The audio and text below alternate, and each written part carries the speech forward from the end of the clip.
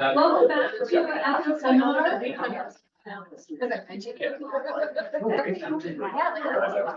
So this week we have an EPI seminar double header. It's nice to see all of you back again. Thank you. So today we have a really interesting and fantastic talk. So I'd like to introduce you to Elizabeth Wrigley-Field. She is an associate professor here at the University of Minnesota in the Department of Sociology, and she's also the associate director of the MPC, the Minnesota Population Center. She is a sociologist and a demographer. For those of you who aren't familiar with demography, it's basically like descriptive EPI. Is it okay to say that? Wow. Fighting words. So we'll have EPI seminar night called after. Her work has studied racial inequities and mortality, both historically and right now in the United States. And she's actually done a lot of work in COVID mortality. And an interesting thing, well, one of the many interesting things about Elizabeth is that she's a bit unique as a sociologist and a demographer in that she's actually done a lot of community engaged work. And one piece of that is something that I've really admired, some work that she's done in our neighborhood, the Seward Vaccine Equity Project, which she and some others in our neighborhood worked really hard to do in the dark days of the pandemic. Oh, including Inari.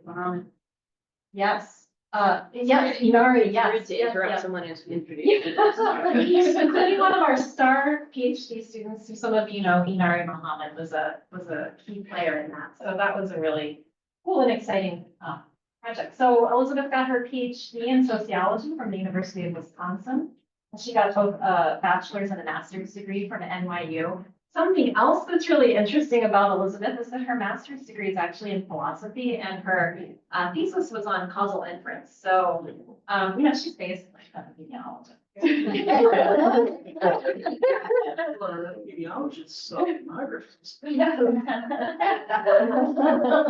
without further ado, I first need to give you the thank you present for coming and doing EPI seminar and WBOB class. And thank you so much for coming over to our WBOB and sharing your work with us. Thank you so much. I'm really impressed that there are so many people here 2 days in a row here. Before anything else, I want to acknowledge that all of the research that I am going to show today that was done by me was supported by the NICHD Center grants to the Minnesota Population Center. It's because of grant infrastructure like that work like mine has been possible. Even for someone like me in a hard money department, I don't really get grants myself. That's what has supported the research infrastructure that has made it possible for me to do the work that I do. And it feels important to start out by saying that these days. Among the stories of violence that Margaret Burnham recounts in her book, By Hands Now Known, Jim Crow's Legal Executioners, is a series of events that took place in Alabama's Union Springs in 1945. There was a stretch of Black businesses that included a shop and cafe owned by Edgar Bernard Thomas, and next door, a barber shop owned by the Reverend James L. Pinckney. One day, Thomas's business was visited by 2 police officers. One of them, who was interested in a woman who Thomas was romantically linked to, murdered him. Reverend Pinckney heard the other officer say, "We're going to run this damn town. I'll kill every Black son of a bitch in the street." The police chief visited him later that day, warned him to get out of town. So he did. He fled to Chicago. He never returned. The tragedies and injustices that were enacted on Thomas and Pinckney on this one day in October 1945 illustrate a core aspect of Jim Crow, which is the intertwining of theft and violence. Pinckney lost his business and his shop and his home. Thomas lost his life. Among the consequences of the widespread racial terror that is recounted in this extensively documented history are an immense loss of wealth among Black Americans who sought to amass security through businesses and property, and also the losses of life that facilitated many of those thefts. And those linked thefts of wealth and of life are the twin faces of racial domination in the United States, I would argue. They're the foundations of enslavement, which built extraordinary wealth through stolen labor power or life's work. So slavery entailed theft of the labor, the fruits of the labor of enslaved people, but also the theft of their self-determination. So the reason why I started out with this sort of very brief history is just this reminder to us to think very broadly about self-determination as the most fundamental theft that is enabled and enacted by America's systems of racial domination. I sometimes summarize this as, if wealth is the best single proxy for power, then I would argue that time, how much we get to control it, might be the best single proxy for freedom. That is the premise of the research program, of which this talk is just one part. So another piece of that research program, which this talk is not about, explores what reparations for slavery and Jim Crow might look like if they were understood as redress, not just for lost wealth, but also for lost lifespans. The question that I'm going to focus on today, though, is logically prior to that. It's, how big are Black-white lifespan disparities, and how do we know? And this might seem like a question with a very obvious answer.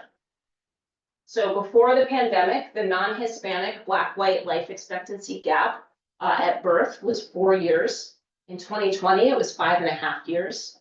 In 2020, it was almost 6 years. 2021, 5.5. It's been coming back ever since then, slowly toward its pre-pandemic levels. So that's the answer, right? There's a few problems. One is that it's really hard to get our heads around what a life expectancy gap of 4 years actually means. Part of that is because of just these sort of familiar reasons about it's really hard to conceptualize the mean of a really skewed distribution, which lifespans are. Like, what is this actually telling us? And just more generally than that, life expectancy is an unbelievably abstract concept. The average lifespan of a synthetic cohort, which is a thought experiment based on current mortality. Like, what is this? So the question of this talk is, how do we answer this question? How big is the Black-white lifespan gap? In a way that is concrete enough to give us some actual insights into what these disparities amount to. And I'm going to argue that there's basically 3 strategies for answering this question, only one of which is what would readily come to mind to most demographers, I think epidemiologists, and quantitative social scientists generally. So the rest of this talk, most of it, almost all of it, is drawn from something that I have forthcoming at the annual review of sociology. And so that tells you something about the type of talk it is if you know the annual reviews series of journals. This is a theoretical talk with just a little empirical illustration that'll come soon. So, okay, I said there's 3 strategies. Here's the first and the most familiar one. It's what I'm calling distributional approaches. These try to quantify the lifespan gap, but make it more meaningful by giving some other kind of summary of the distribution, not just the mean, which is the life expectancy. This approach has given us a lot of, I would argue, really crucial facts. For example, across the entire 20th century, about 40% of Black deaths were excess, meaning that they were deaths in excess of if the Black population had the white population's death rates at the same ages. From the 1970s on, this was 1 in 3 Black deaths. Even before a really profound rise in homicides during the 4 pandemic years, life tables implied that 1 in 38 Black men would eventually die of firearms. 1 in 1,000 Black men would eventually die in some kind of encounter with the police. As a last example of these kinds of like stylized facts that you can only get from looking at the lifespan distributions, I'm going to give an extended example from some work in progress with a wonderful recent Minnesota PhD in applied economics named Hua Vu. And this is work where we explore a new distributional approach to Black and white lifespans.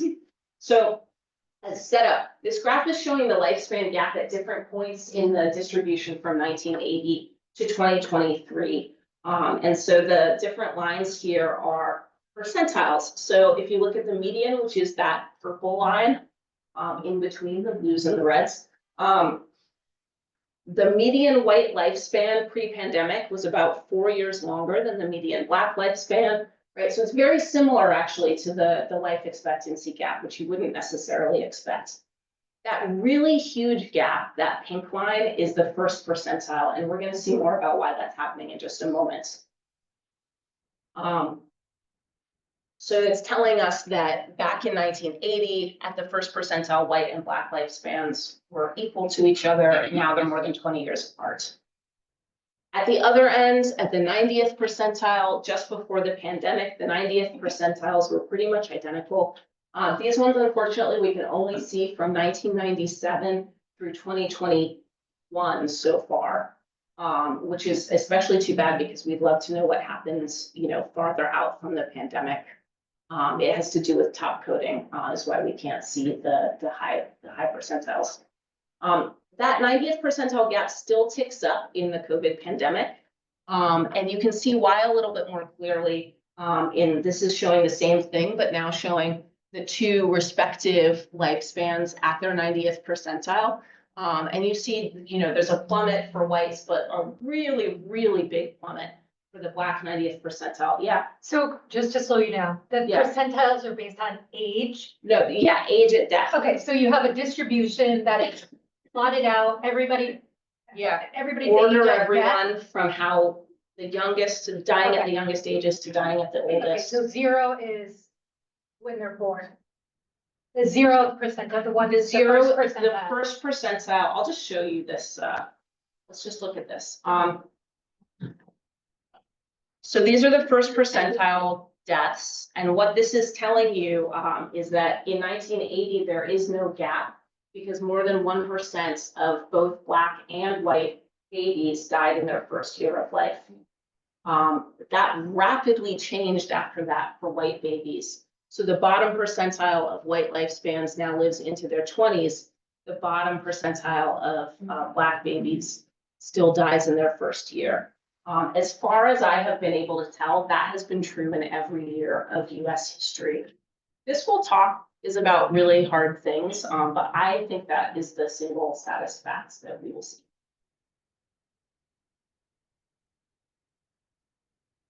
One thing we can do with these percentiles is take a measure that was discovered by the economists Patrick Bayer and Kerfin Coe-Charles in a wonderful article on earnings distributions. And was also discovered 20 years earlier by the statistician Mark Hancock and sociologist Martina Morris, who also used it to study income distributions. And we can use this to ask where the lifespan gap has shrunk or expanded over time. Is it because of changes in how black and white lifespans are ordered relative to one another? Or is it because of changes in the shape of the lifespan distribution irrespective of race, that lifespans just get farther apart or closer together? So as an example, Bayer and Charles found that looking at men's black and white earnings gaps over time, the ordering of men's earnings basically never changes. But what has changed is how much is the earnings distribution really variable, with people earning a lot of money, earning way a lot of money compared to people earning little, or how much is it relatively equal in the whole distribution? So we wanted to know, is that same kind of thing true for lifespans, where the order is sort of invariant and it's all about the stretch? And the answer is no, not at all. So in this graph, the black line is the actual black-white lifespan gap, how it changed over time for various percentiles. We have for the total population, then men, then women, and we have the first, 10th, 50th, and 90th percentile lifespans. And the red line is what you would see if the black and white order of deaths were frozen over time in 1980, or for the 90th percentile in 1997. And then never changed, but then the actual lifespans that those orders attached to changed like they did in the white distribution. So as an example, if the 14th shortest lifespan is a black person in 1980, and the 15th shortest is a white person, we say that's still going to be true. That's going to be true in every year But what age at death is attached to that 14th percentile and 15th percentile, we let change like they did for white people. And the resulting gap is the red line. And what you see is, again, except for that first percentile has a very distinctive story. These are really flat lines. And what that is telling you is that the changes that have happened, it's not that, across the board, people with short lifespans now live longer than they used to, and those people were disproportionately Black, and that's why gaps have shrunk. No, this is a genuine reordering of Black and white lifespans relative to one another. That, I think we could interpret in some ways as like a genuine civil rights success that accounts for shrinking gaps where they have shrunk. Okay, so this concludes our sort of empirical illustration or digression, however you want to view it. But I gave you this reasonably long empirical illustration for two reasons. One is that I think we do need to have some like sort of basic grounding in empirical facts, just to get, as we get to the less empirical, less conventional measures. But the other is just to illustrate that you might think to yourself, we've been studying lifespan gaps for a very long time. Surely we know exactly how to do it. Actually, we are really still finding new types of measures and new ways of looking at these statistics. And just to underscore this, this is a small excerpt of a really big table in an appendix to my essay, where I tried to just comprehensively identify the ways that people have measured Black and white lifespans. I found 72 of them. So this is just like a little piece of it. But if you are able to see any of the publication years here, you might see a lot of 2022, 2023, 2024. And what that suggests to me is that I think as a field, we're not totally satisfied with the tools we have for thinking about lifespan gaps. We're actually still really trying to find new ones. Some of that reflects attempts to grapple with a paradox, which is that the Black-white lifespan disparity is pretty big, right? So that 4 years is about the same size as the male-female lifespan gap in the United States. It's about double the rural-urban gap.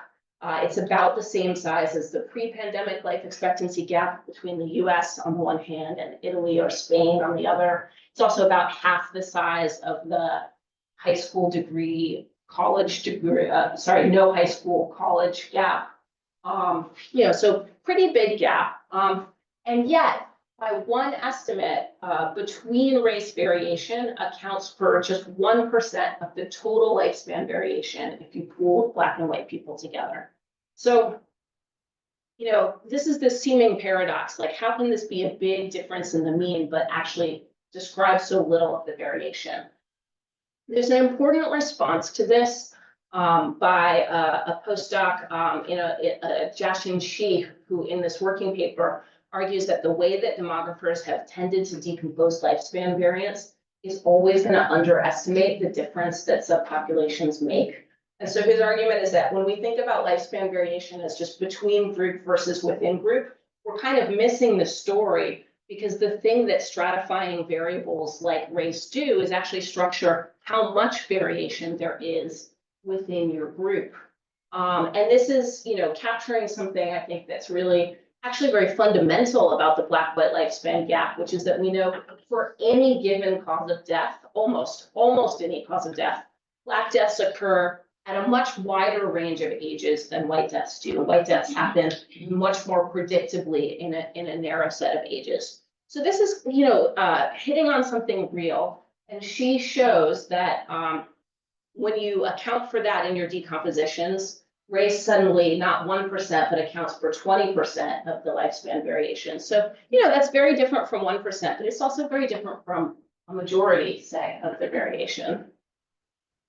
And I think this is kind of reflecting maybe a larger story, which is that if lifespans are hard to predict, maybe that just makes them like other social outcomes. Life and death might both be more random, more rooted in luck than social science easily admits. This is what we found for divorce, for children's academic outcomes, for what happens to people's earnings after they graduate from college. There's a lot of luck that's not usually what we analyze. Okay. So, So some of this explosion of normal demography to think about disparities is maybe trying to grapple with this paradox. But these are all sort of conventional approaches because they're all based on thinking if we just found the right numbers, we would really get what this disparity is about. And maybe we should think in other ways too. So another method that I've used in my work is what I've taken to calling comparative approaches. The idea is that none of us have in our heads a sort of like objective foundation for understanding the scale of a risk or a disparity. What's high mortality? What's low mortality? I don't know. So what we do is we benchmark, we compare to other settings, often where we have some kind of behavioral repertoire attached to kind of anchor what's big or small. And so if people know my work at all, it's usually for this one paper. It was mid-2020, and I showed that white death rates during the COVID pandemic were very unlikely to equal what Black death rates are every single year. And so specifically, this is before many of pandemic deaths had happened, but I said, if we were going to get white death rates on the scale of the best that Black death rates have ever been in US history, which was in 2014, it would take at least 400,000 white deaths for that to happen. As it turned out, we did not reach that in 2020. We did in 2021, which was actually, I mean, it was a much worse pandemic than I had ever anticipated that it would be. The force of this comparison is that we did so much to try to limit pandemic deaths, right? We did this as individuals. We gave up some of the most important things in the world to us, often seeing family, things like that. We also, major institutions that were part of did it, including like universities completely restructuring how we operate. And for a period of time, maybe a brief period, it felt like any number of changes could be on the table if they would help us limit these deaths in a way that has never felt about the same level of death year in, year out experienced by Black people. So that was the force of this comparison. The reason I thought to ask that question in the first place is that my co-authors and I had already found that this was true for the 1918 pandemic flu, that in US cities, white death rates at the height of that pandemic were still less than Black death rates were every single year through 1920. When we first found that, we actually just assumed we had made a mistake. We checked this result many different ways. It was really stunning to us. But later on, we actually realized that this analogy of ordinary Black mortality in that era to 1918 pandemic mortality for white people, that analogy actually holds in a much deeper way than just the death rates. So the 1918 pandemic was so horrifying, partly because of the sheer scale of death, but also because it fell so heavily on young adults. And we realized that that was also true of Black mortality every year in that era. Not due to flu primarily, but due to tuberculosis. And what that meant in practice was things like this. This is a letter to an advice column in the Pittsburgh Courier, which was a weekly Black newspaper in 1932. I'm a young man just finishing my profession and had hoped to make a great success of life, but I've developed tuberculosis and have not many years to live if things keep on as they've started. I love a sweet little girl and she loves me. Do you think I ought to tell her that I cannot marry her? You see, we would have puny children, and I would not live long enough to educate them. She would be a widow before so long, and that's that. What should I do? And you can actually find letters like this in advice columns in the Chicago Defender, in the Amsterdam News, in Harlem, other major Black newspapers at the time asking, should I marry her? Can I marry him? Is it fair for me to have children because of tuberculosis? So that's what this 1918 every year scale mortality actually meant, right? It's not just extraordinarily high mortality, but at the very ages when people are establishing their lives, dreaming of their futures, maybe establishing their closest ties to other people. Another kind of comparative approach, like sort of benchmarking mortality disparities, getting meaning by anchoring it to something else, involves translating lost lifespans to the universal liquid metric, which of course is money. Lost lifespans get translated into monetary value in a huge array of contexts with very little consistency. But that's, just another way of sort of borrowing meaning where we don't have an easy intuition. The last kind of approach that I want to talk about is to try to confront disparities meaning directly by spelling out what lost lifespans mean in human terms. Losing time through an untimely death is a distinctive harm because of how the meanings that we make of our lives unfold in time. If you want the nuanced version of what I mean by that, I will send you my paper. But if what you want is some stylized bullet points, you're gonna get them. If Black people lived as long as white people, the US electorate would be less tilted toward white people. For example, this analysis led by Javier Rodriguez combined mortality rates with race-specific voter turnout rates in specific states and years, and found that excess mortality for Black people compared with if they had white people's death rates meant 1 million Black votes lost in the 2024 election, 87% of which would have gone to John Kerry, not George W. Bush. They identify 7 US Senate and 11 gubernatorial elections won by Republicans where these hypothetical lost Black voters would have swung the election the other way. That figure of 7 Senate seats is comparable to the estimate from Chris Hugan and Jeff Manza for the effects of felon disenfranchisements. They note that these elections were particularly consequential for policy decisions like whether to expand Medicaid under the Affordable Care Act. If Black people lived as long as white people, the United States would have a richer collective memory of Black cultural traditions and political movements. Lost lifespans are a population linked to the past that is severed. Premature death robs us of our collective memory. For example, the loss of mostly Black jazz and blues musicians in the pandemic is a loss of musical traditions, networks, knowledge, and future innovation. As one musician put it in this news article, every time you lose a legend, you lose a library. We have not yet estimated how much cultural memory of, say, the civil rights movement was lost in the COVID pandemic. If Black people lived as long as white people, Black people would have more time with their loved ones. Deb Umberson and colleagues found that across a variety of kin relationships, Black people were between 50% and 300% more likely than white people to experience kin loss. And Ashton Verdery and colleagues found that in the early stages of the COVID pandemic, every COVID death meant on average 9 bereavements of close kin. And we know who those deaths disproportionately happens to, right, in Black families.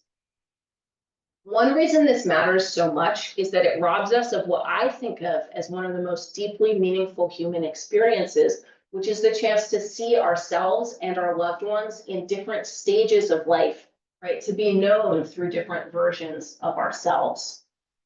The way that the memoirist Ashley Ford puts this when recounting her beloved grandmother's death is, "You're going to miss it," I thought. "I'm going to be so much better than I am now, and you're not going to be here to see it."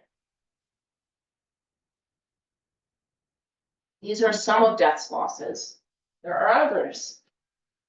If Black people lived as long as white people, fewer Black people would experience proximity to violence. For example, we know from the Boston Reentry Study, which is a longitudinal study of people leaving incarceration, that 40% of the recently incarcerated respondents had witnessed somebody being killed during their childhood. 60% reported the violent death of a close friend or family member at some point in their lives. It's just a tremendous amount of violence. We know from some of Pat Sharkey's work, a sociologist at Princeton, that homicides in a kid's neighborhood can harm children's cognitive development and their behavior at school, at least in the short term, even if they didn't personally witness the death. And a book that really drives this home to me is this ethnography, Brothers in Grief by Nora Gross. It's an ethnography of a Black boys' charter school in Philadelphia, where multiple students were killed by gunfire during the time that she was participating in the life of the school. They were students at the school, not killed at the school, but killed in their neighborhoods. Her account includes the indelible image of students changing from one memorial t-shirt into another as one student's funeral fell on the same day as another's memorial birthday event. If Black people lived as long as white people, fewer Black people would be or feel culpable for someone else's death. My idea here is that losing close kin and vicarious experiences of violence are not the only ways that you can have a traumatic relationship to someone else's death. Another way is you can feel responsible for it. So let's consider street design. Black neighborhoods are less likely to have safe pedestrian crossings, less likely to have adequate lighting, more likely to be near high-speed arterials. We measure this impact through deaths. So we know, for example, that per mile traveled, Black Americans are about twice as likely as white Americans to die in a car or on foot, and about 4.5 times more likely to die while on a bicycle. We don't measure the impacts through surviving, let alone being responsible for a fatal collision.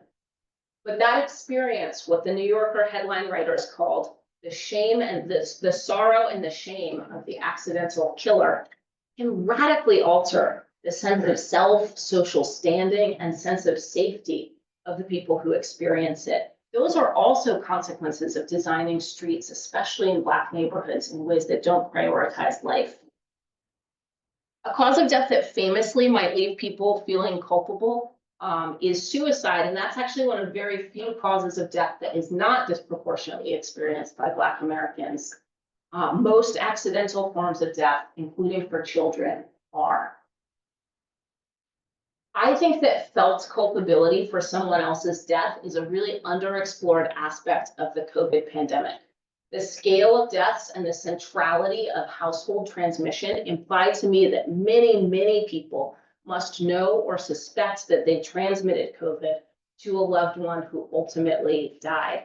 So all of the facts that we already know about how unequal the COVID death toll was also hint at this unequal burden of what must be a really devastating and honestly just life-altering experience. But the contours and the prevalence of this experience are not something that social science has really explored yet.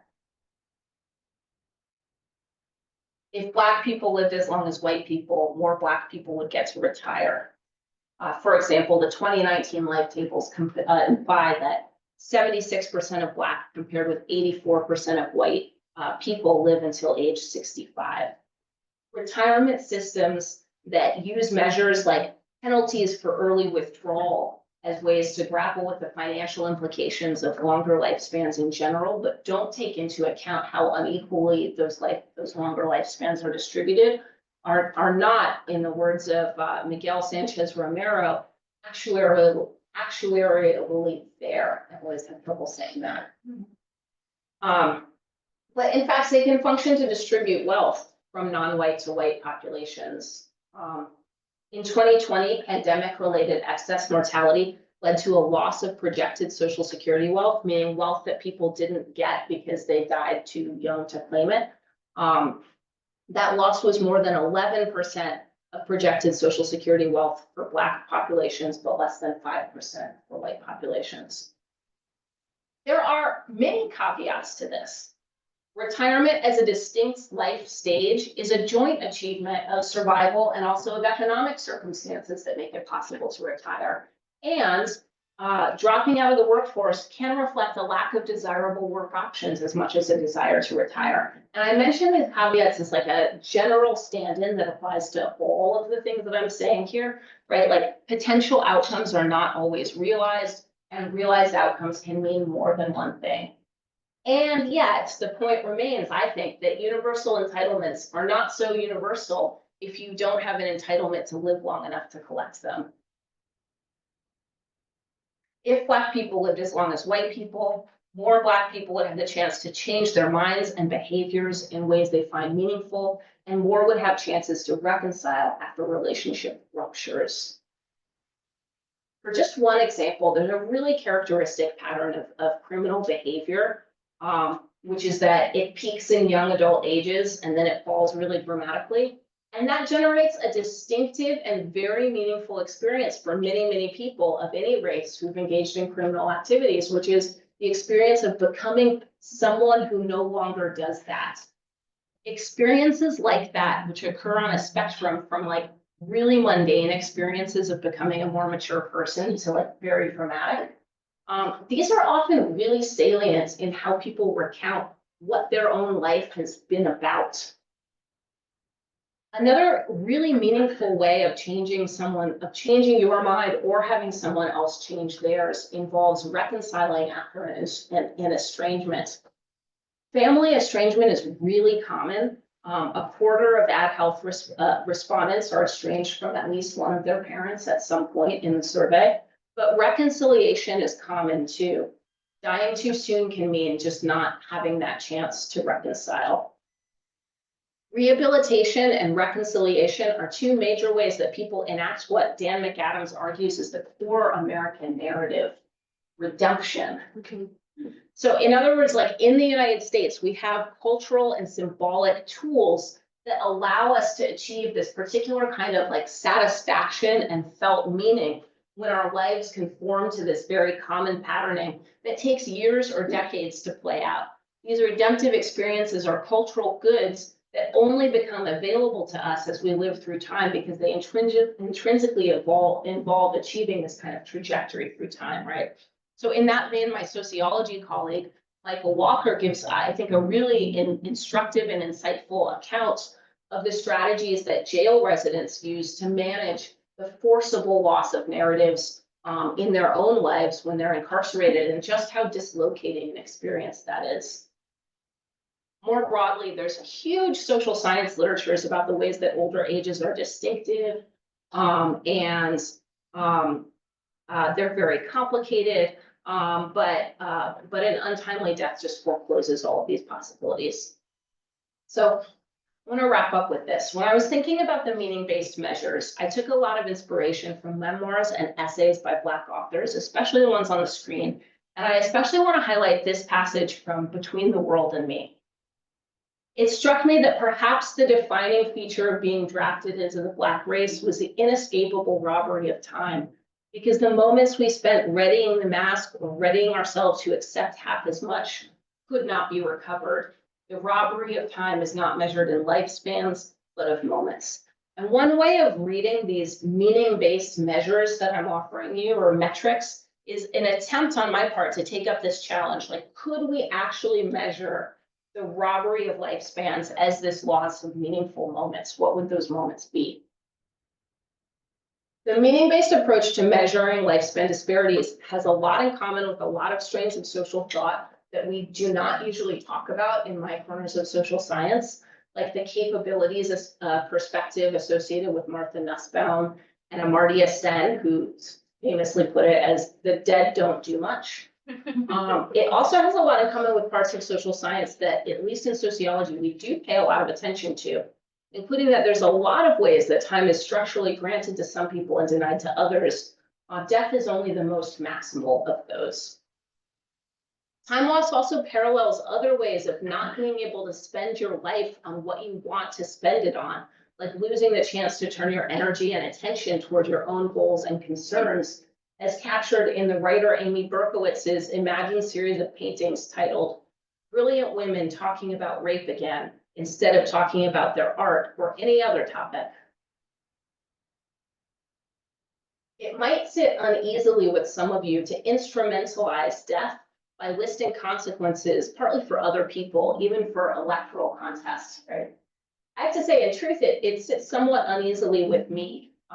If history is written by the victors, I think we could say social science is written by the survivors. But I do not want to lose sight of the fact that the biggest loss to any untimely death is always to the person who lost their own life. But I do think that we could understand what mortality disparities are telling us by trying to name their harms systematically. Demography is about aggregation, but life's meaning is most easily understood in its particularities.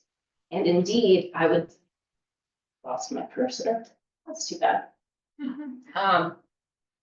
The fact that we don't know what anybody's life would amount to is the biggest challenge of these meaning-based metrics, but also maybe it's an untimely death's biggest loss. An exhibition displayed at the National African American History and Culture Museum features a flight suit once worn by Trayvon Martin, who loved aviation. He attended a flight camp. He then volunteered at it. No one can know whether he wanted to become a professional pilot. No one can know whether he would have achieved that goal, if it would have been supplanted by others, what he would have made of his life. And this exhibition invites people to just contemplate that unknowability. Artistic and literary works find ways to make something as abstract as lost potential, as concrete as a murdered child's beloved uniform. Quantitative social science measurements might never achieve that same thing, but we could try. Thank you.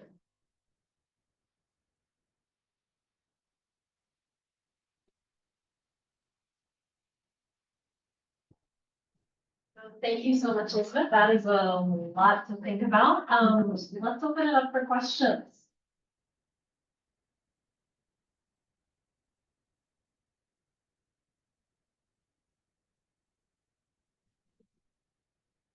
Thank you. That was wonderful. I never really heard the term meaning-based interpretation. I'm going to steal that from you. One of my favorite papers that I discovered a couple years ago is by David Williams. And he asked the question whether or not it's really all socioeconomics. And he found using US mortality data that when you stratify by income into 4, in effect, household income quartiles, there's no difference in the black-white gap. It's 3.5, 3.7, 3.9. I'm curious if you have found that same thing, that really income and education are not the big drivers of this. Number 2, they use a slightly different metric, and I'm sure you're very familiar with it, and I like your opinion. They use years of survival from age 25 to tease out that 1% problem that you showed of infant mortality combined with violent deaths in teenage years. So I'm curious if you like presenting your data with years from age 25, and have you found that economics really is not a very big predictor of this? Yeah. Yeah, so on the question about like how much of this is really driven by economics, my reading of this literature is that it's very complicated and we don't know. And it seems very clear that wealth gaps in particular, more than income, are a very important driver of disparities, and also that they're not the whole story about health disparities. And in particular, there are a lot of studies showing that at higher levels of wealth is where the disparities are greatest, because white people and families seem more easily to be able to translate a lot of wealth into extended health. And some of that might be because the experience of being wealthy, if as a Black person, usually means increasingly moving in circles and networks where you encounter more interpersonal racism because they're more segregated white networks. And it seems like there may be a lot of health consequences of that that are not great. It's, you know, I showed really briefly the paper that I have about reparations, and this is one of the questions I really tried to grapple with, is like, if you define what you're trying to redress as this loss of lifespans, could you still just use wealth as the instrument of redress and, you know, just equalize wealth and everything else will sort of follow? And, you know, my conclusion is like, it would be a really good thing to do that, but I think that probably wouldn't be enough. For reasons like the ones I just said, and some others too. But I mean, my conclusions about that are sort of,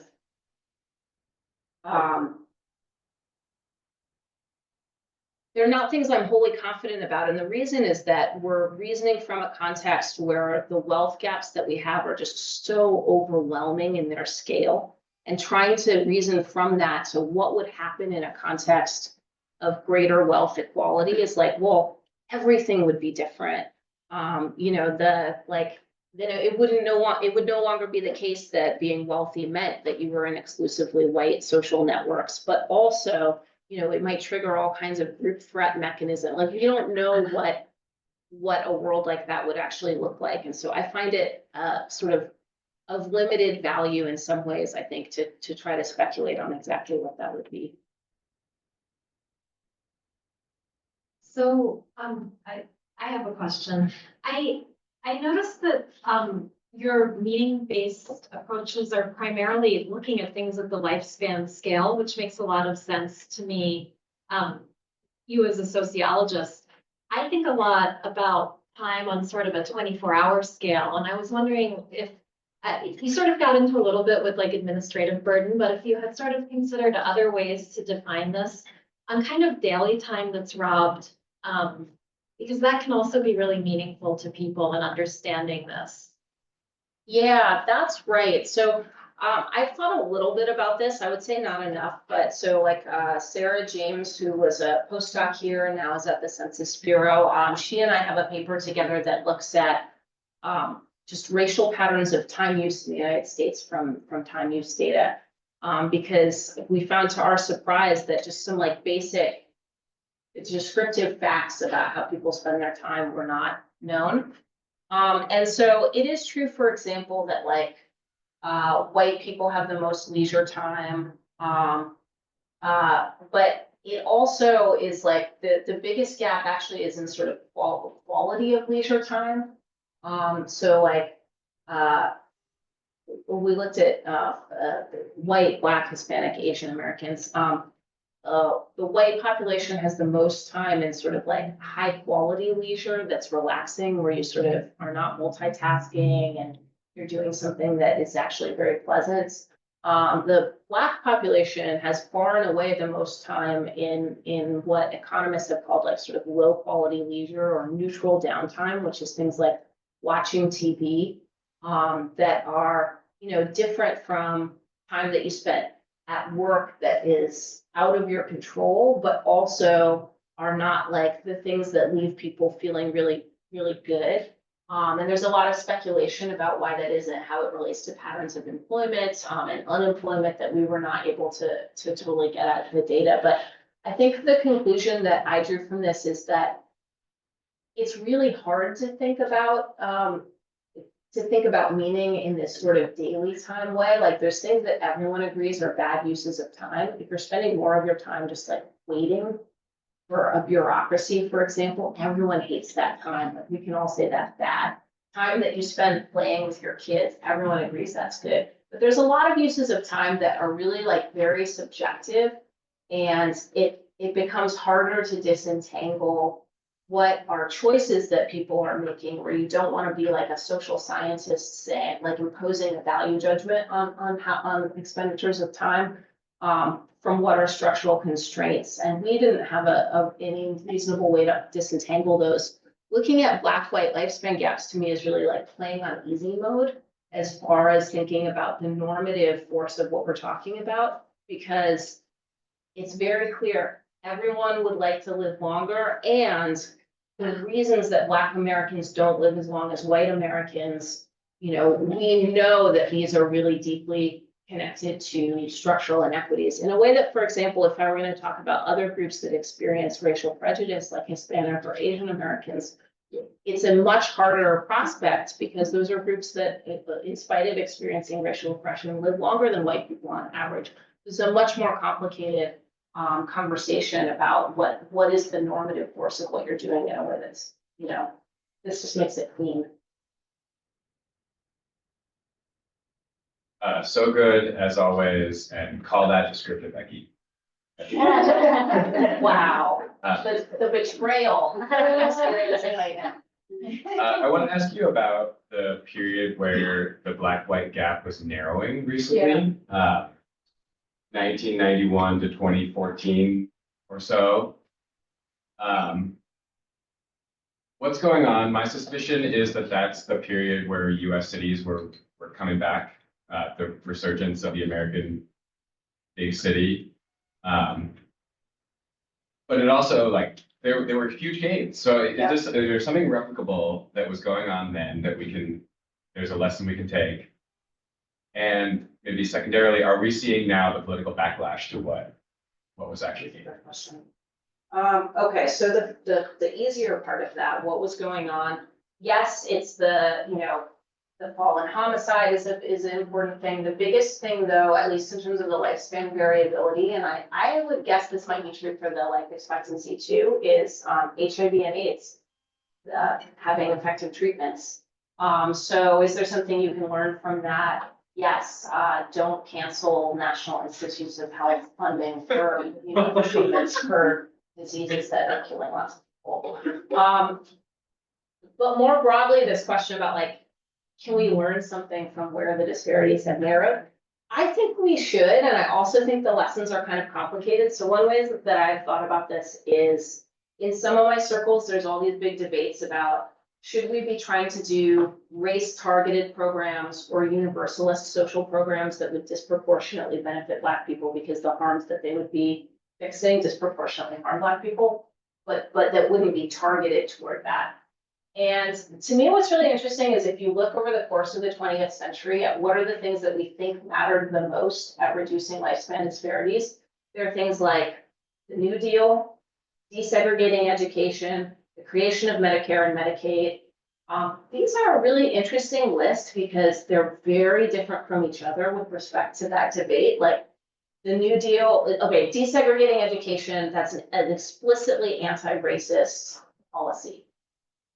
The New Deal was a totally racist policy that also wildly raised Black lifespans in the South because the conditions that were so poor that even this policy that was set up to exclude Black families from in all kinds of ways really helped. Medicare and Medicaid universalist policies that were largely won out of the civil rights movement. Complicated to categorize that. Like these are all different from each other. So, but one thing that they all have in common is that they are very large scale sweeping redistributive policies. And to me, there's maybe a lesson there about the kind of thing that we should look for.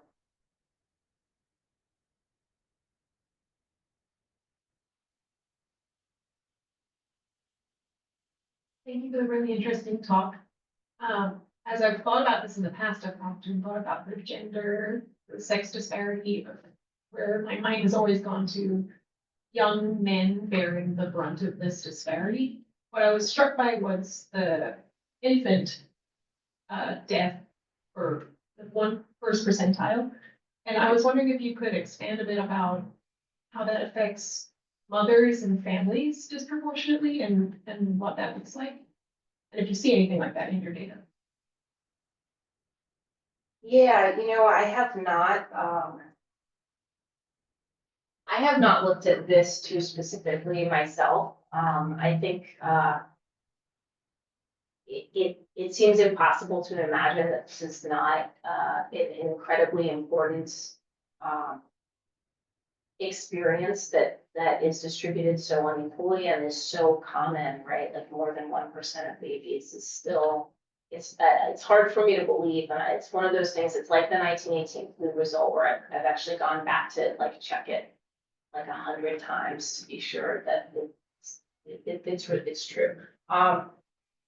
So right, it seems like this would have to be just an absolutely devastating population experience that is not sort of in my parts of social science, part of the bread and butter of how we think about what are just the important population experiences that are happening all the time.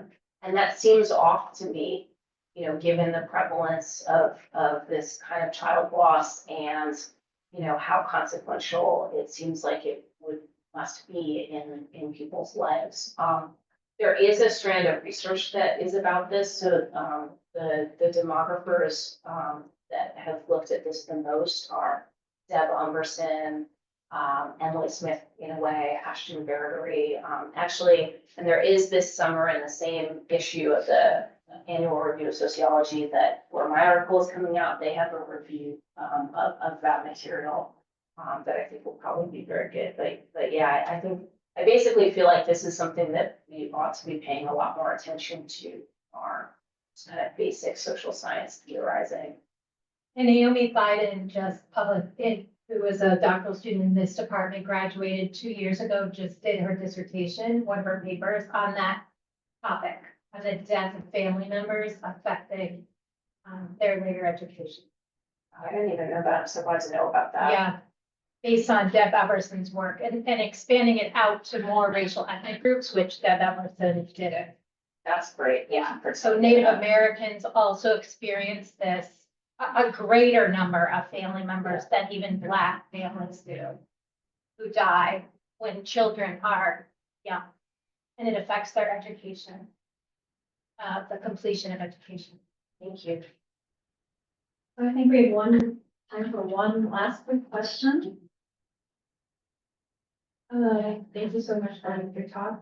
The question I have is whether you could answer if the black-white, lifespan disparity is more pronounced for those that are wealthy, the same, or is it small?